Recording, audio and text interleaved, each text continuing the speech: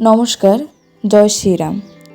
আমরা গর্বিত, আমরা ভারতীয়, আমরা গর্বিত, আমরা সনাতনী।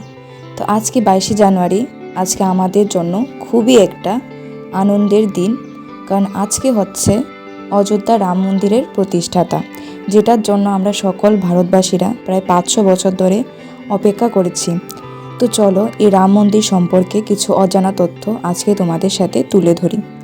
রাম মন্দির, যেটা হচ্ছে কিন্তু ভগবান রামজির জন্মস্থান, কিন্তু 16তম খ্রিস্টাব্দীতে এটার মধ্যে তৈরি করা হয় বাবরি মসজিদ। কিন্তু আমরা সনাতনদের মত অনুযায়ী এটার মধ্যে আগে থেকে ছিল রাম ও সীতার মন্দির। আমাদের সনাতনী হিন্দু পূর্বপুরুষরা অনেক লড়াই আর অনেক যুদ্ধর পরেই কিন্তু ফাইনালি এটা স্বীকৃতি পায় যে এখানে আগে থেকেই ছিল মসজিদ, কারণ মসজিদের নিচেই পাওয়া যায় হিন্দুদের স্থাপত্য শিল্প, যেটা থেকেই কিন্তু প্রমাণিত হয় যে বাবরি মসজিদের আগে থেকেই ছিল মন্দির, যেটার জন্য কিন্তু আমরা 500টা বছর লড়াই করতে হয়। তো যাই হোক, এটার ইতিহাস সম্পর্কে তো জানলাম, তো চলো এটার গঠন আর এটার কিছু ইন্টারেস্টিং তথ্য তোমাদের সাথে তুলে ধরি। তো মন্দিরের কাজ শুরু হয় 2020 সালের 5ই আগস্ট ভূমি পূজন দ্বারা শ্রী শ্রী প্রধানমন্ত্রী নরেন্দ্র মোদীজির হাত ধরেই কিন্তু কাজ শুরু হয়। রাম মন্দির অবস্থিত হচ্ছে অযোধ্যার রাজধানী উত্তরপ্রদেশে। মন্দিরের দৈর্ঘ্য হচ্ছে 360 ফুট, প্রস্থ হচ্ছে 235 ফুট আর উচ্চতা হচ্ছে 161 ফুট। মন্দিরটার এলাকা রয়েছে 2.7 একর। মন্দিরের যেটা তৈরি করা হয়েছে সেটা কিন্তু তৈরি হয়েছে গ্রানাইট আর মার্বেল পাথর দিয়ে, আর যেটা কিন্তু প্রায় এনশিওর করা হয়েছে 1000 বছরও কিচ্ছু হবে না। এবার আসা যাক মূর্তিতে। তো মূর্তিটা কিন্তু তৈরি করা হয় কালো শিলাগ্রাম পাথর দিয়ে।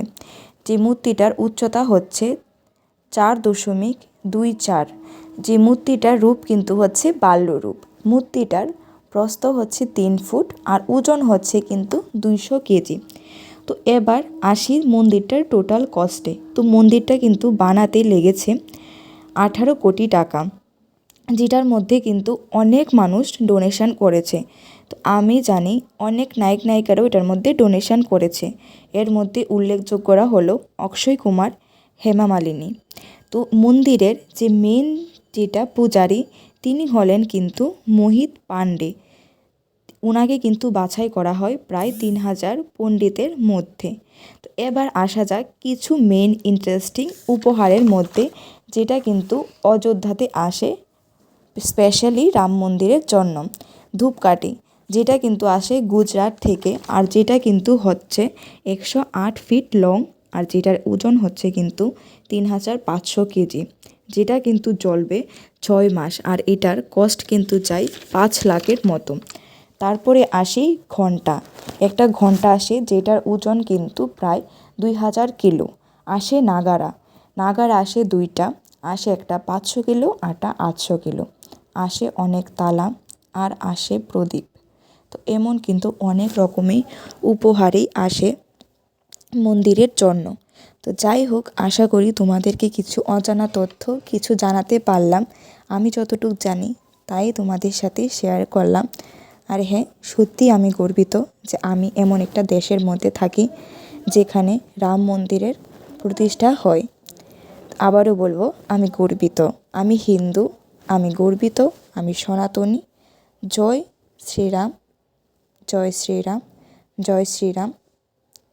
এভাবেই আমরা সাপোর্ট করতে থাকবো একে অপরকে, যাতে আরও ভালো কাজ হয়। আর যদি ভিডিওটার মধ্যে এমন কিছু বলে থাকি, প্লিজ সবার কাছে ক্ষমা প্রার্থী। আমি যতটুকুই জানি তোমাদের সাথে আজকে তুলে ধরার চেষ্টা করলাম। আশা করি ভিডিওটা থেকে তোমরা অনেক কিছু জানতে পেরেছো। আর যদি ভিডিওটা ভালো লাগে অবশ্যই কিন্তু একটা লাইক করবে, শেয়ার করবে, আর অবশ্যই আমার চ্যানেলটা সাবস্ক্রাইব করবে। সবাই অনেক আনন্দ ফুর্তিতে কাটাও দিনটা। জয় শ্রীরাম।